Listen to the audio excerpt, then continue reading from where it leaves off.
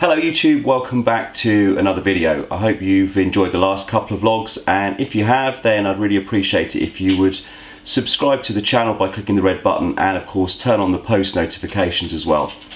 So this week I'd just like to have a look at a little bit of a tech review, not something I've really done before. But it's really the start of this YouTube channel that's made me think a little bit more about changing technology really. So I have a little bit of a video background in terms of my work, and it's interesting how that's evolved over time. Historically I've had, not been used in a while, I've had things like this which were tape based and then card based, and that was how I shot most of the stuff that I did professionally. You know, they were fairly bulky, reasonably heavy, the battery life wasn't very great, but the quality was reasonably good.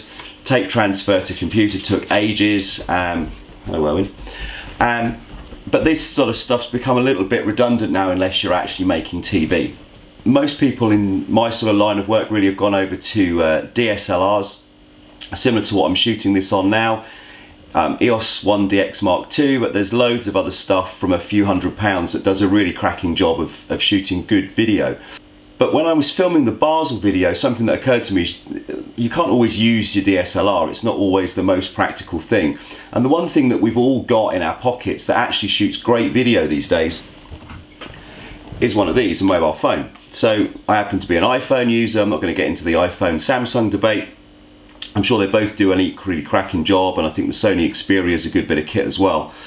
But something that's become kind of expected of filmmakers, whether you're doing it for a professional, whether you're just playing for YouTube purposes, is these kind of silky smooth stabilized shots.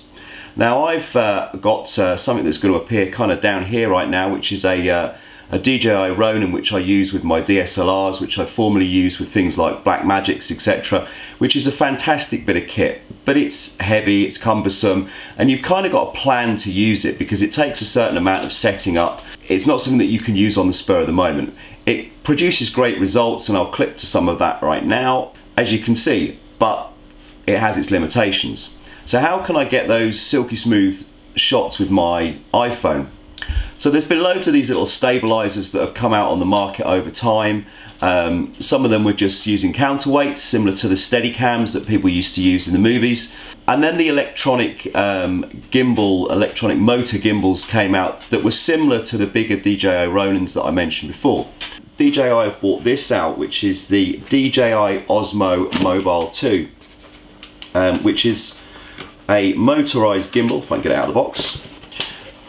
Similar technology, in fact exactly the same technology to the larger Ronin.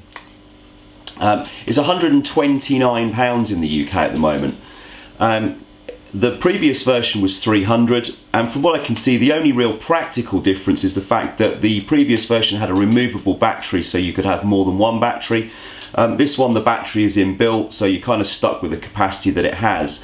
But the information on the product says that you're going to get 7 or 8 hours of use out of it, so that should be more than enough for most people. So the question is it any good? So what I'm going to do is go out and have a bit of a field test.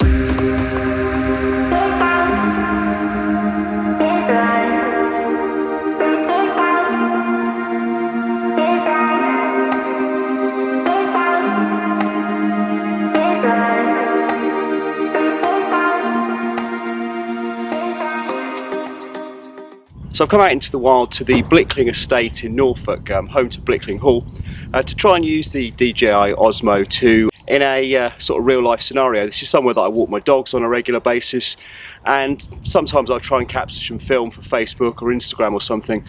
As I mentioned before, you've either got the forward facing camera or you can run it in selfie mode as well, which I'll show you. You can also use the tracking mode built into the app, which works really quite well. So all of the cinematics for this video are going to be shot on my iPhone and not using the 1DX. So let's see how that goes.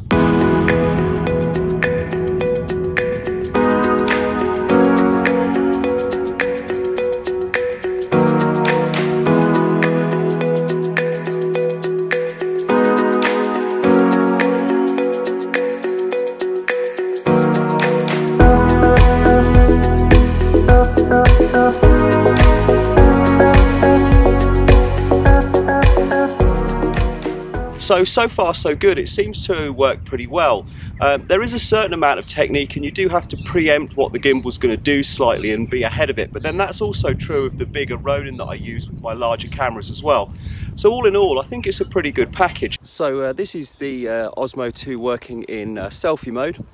Just by clicking the mode key 3 times, and it just flips the camera around. So let's have a look at how well the tracking facility works on the DJI. If we select the front camera, and then what we're going to do is just select the camera in front of me as the object to track, and it's locked onto it like that. So as I move the camera around on the gimbal now, I'm not actually having to do anything whatsoever, and it's tracking the DSLR on the tripod there completely independently of any movement that I'm making. So you can use that either with a static or a moving object, and it works really very well. In fact, it's pretty impressive. So all in all, the impressions are good. The battery life is pretty solid. The functionality of the app works really quite well, and it's pretty intuitive. It's something you can pick up and use straight away. The only downside is you need to be ahead of the gimbal to give yourself nice fluid movements. It's a little bit bulky. It's not something that you're going to put in your pocket and take on a night out for sure. But having said that, it's very much smaller than any of the larger DSLR style gimbals. I'm going to take this on the trip to Mexico and see what we get there as well. I'm certainly going to use it at the airport. It's much less conspicuous than walking around with a large DSLR on something like a Gorilla Pod. All in all, good bit of kit, £129 in the UK. It's probably the same in dollars in the US. If you want something to make your home movies, your Instagram, your YouTube videos look that little bit more professional, I'd give this a thumbs up.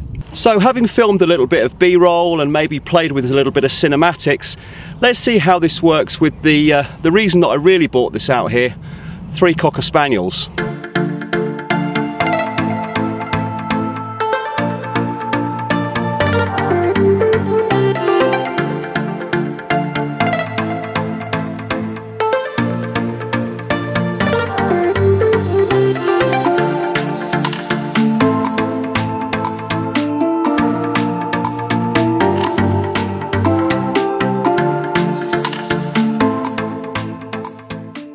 Well, that about wraps it up for this week's vlog. Thank you for watching. If you enjoyed it and you enjoyed the other vlogs, please click the subscribe button down below. Don't forget to turn on the channel post notifications as well, and like the video. And I'll see you on the next one.